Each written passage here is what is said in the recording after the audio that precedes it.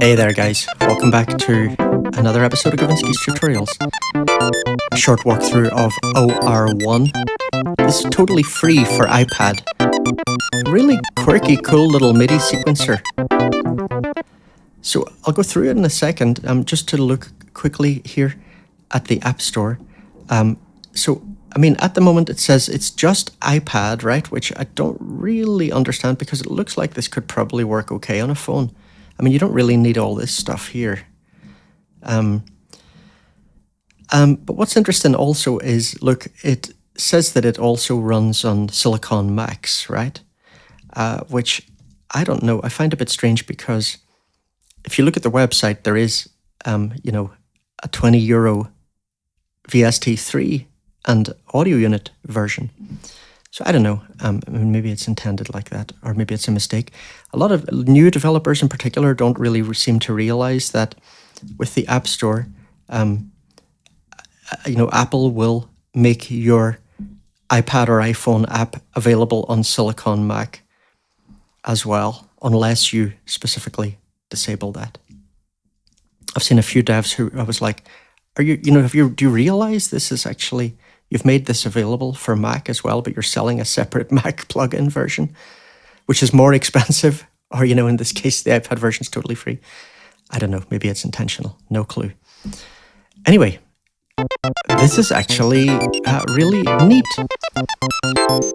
So if you look here, I've got 4 sequences running. The first one is a Euclidean sequence. The second one here is off currently. That's a stochastic sequence. Here, chords. That's those chord stabs that you hear from time to time. And then here an ARP. So that's it with the ARP off. So here, there's just the Euclidean one. Now everything's off. So I'm sending this into AD202, which I did a video on the other day, audio damage. I've got it set to polyphonic. And there's just a little tweak of the default patch. Now back on the sequencer. So let's just turn on this Euclidean one for a second.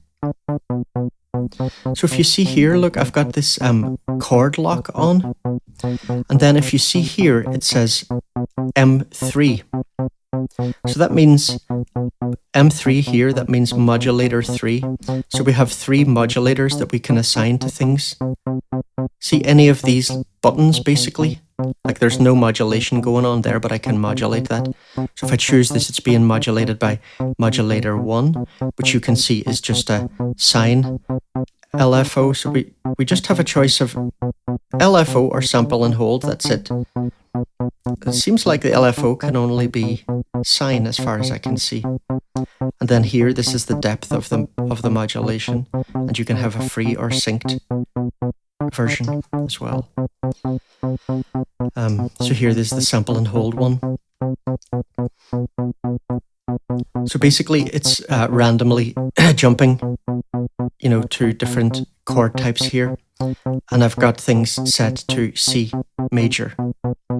So, here I don't have the chord playing. Let me put the chord on. So now you're hearing those chords, but what's interesting is that, this is also affecting the Euclidean note. I haven't really analyzed it carefully enough to see what's going on, but you could easily take a piano roll or something and feed the Midi in and have a look at it and get more precise on things. It's a free app, at least the iPad version, so DYOR. So let's get rid of the chord for a second. And the thing is, let me get rid of this. Let me just turn that off. Okay, let me just put this back to chromatic. Okay. So now all we're hearing is this sequence, and all we're hearing is C4. And here it's B and so on, right? So, this kind of drop down is really horrible I despise picking things from these sort of lists. That could really be done like a lot better. I know it's free, but you know, it's really. I mean, it's good. Like I'd rather have be able to pick the note like here than have it as a knob, for example. But it's still a very clunky system, and when you're trying to get something, it's far more time consuming than it could be. That could be done differently. So if I bring in drift here, by the way, I can, you know, change that note. It'll randomize it. And, you know, I can again quantize that. So it's all now going to be C major. Here's your velocity. That's another change that I made in here, by the way. I made sure I put up velocity to VCA. Otherwise, you know, everything here is just going to be blaring out basically like maximum level. So now I can actually control the velocity. And then here, gate. And notice that the gates always seem a bit short. I don't know. It can get really long. And you can set your channel here. There's a random thing here. We'll maybe try that a little bit later.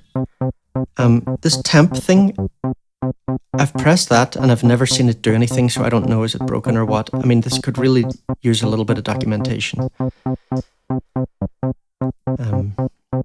You know, people who don't know much about sequencers and things will be really confused by this app. Another thing, by the way, it doesn't show you like any values whatsoever. Also, that Midi learn pop-up, I didn't want that. That happens when you long press, but it comes up far too easily for me. I find that sort of thing very annoying in UIs. It's good that it has Midi learn, but you can also assign things using your host, of course. So obviously, okay, look, Euclidean, here you're setting the number of steps, but it's just totally blind. You know, I'd really like to see a value. So here we've got, say, I don't know, you know, 8 steps, and then we got like maybe like 3 beats divided evenly as possible across those 8 steps, right? Euclidean sequencer.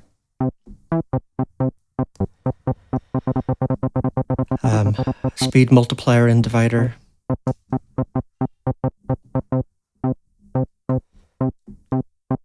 Okay, so that's the Euclidean one. Stochastic. Now again, I mean, you can modulate all these things, but let's not do that. Let's try and keep it kind of clear. So you see this visual changes as well. But I mean, I'm really playing blind with this stochastic one. It's just not clear to me what this range knob is doing. And a few different algorithms here.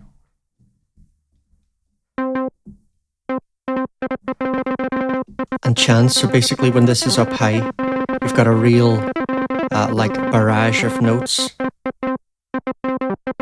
And then here, you know, notes are being taken out.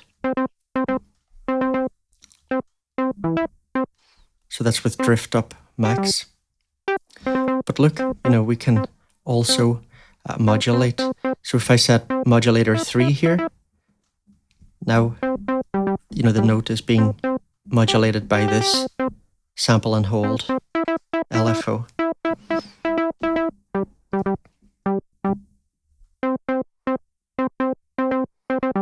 So anyway, that's the stochastic one. And then chord. And so here the chord is locked.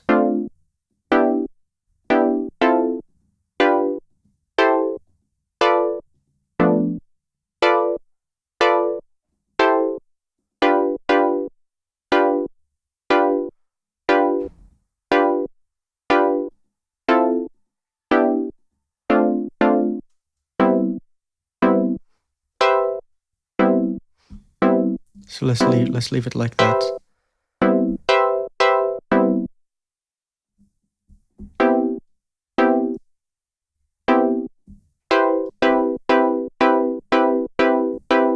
inversions,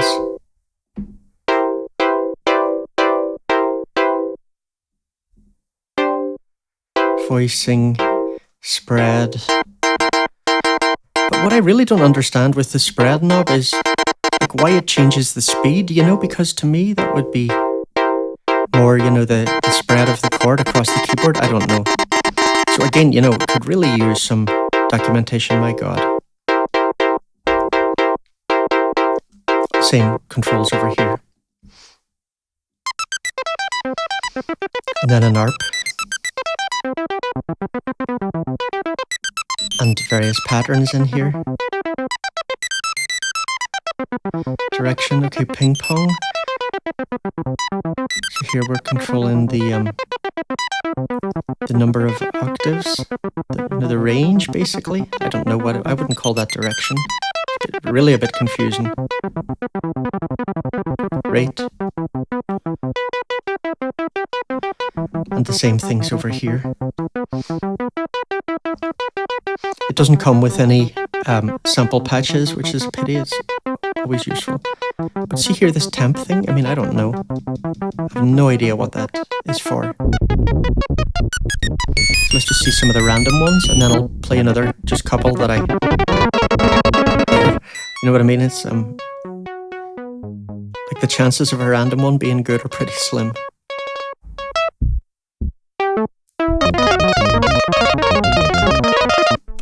It could be interesting. Let's just see a couple of simple examples I made.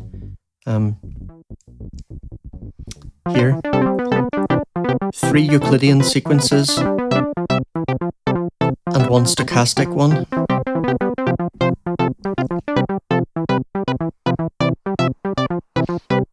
And we got drift going on these. This one, the note is being modulated by modulator 3.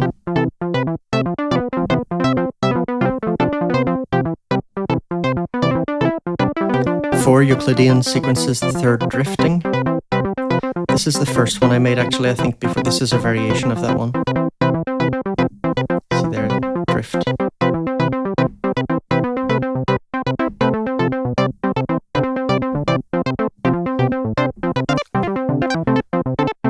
Change those, put those up 1.5 times.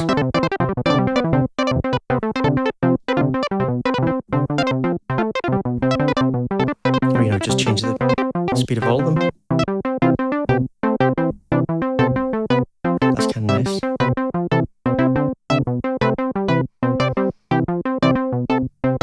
Here, same thing basically, but the fourth note being modulated by modulation source 3.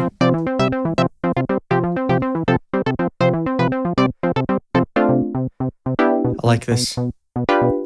Just 1 Euclidean here. This is off. Here on chord.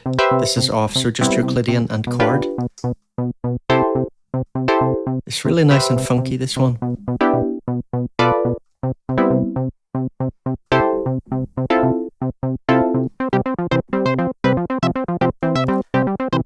Sorry, wrong one.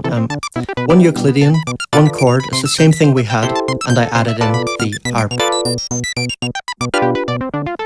I mean, I absolutely love this one.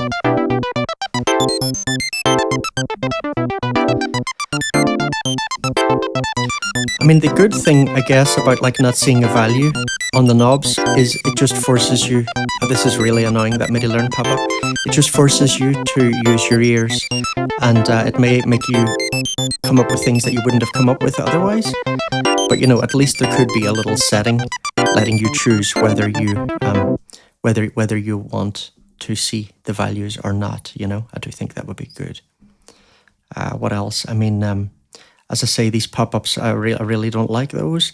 They're okay for some things like this where you don't have that much stuff, but for things like these notes where you got just a huge thing and just trying to scroll and find stuff, I find it hard.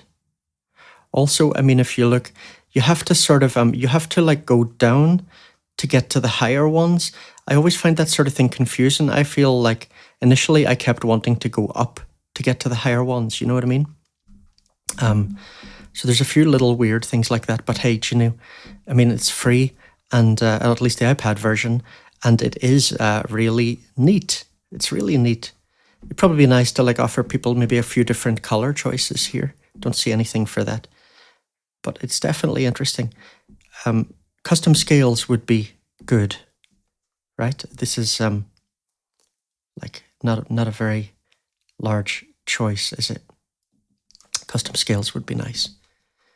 But yeah, great for free. Thank you to the developer. Hope it was useful, guys. I'll see you in the next one.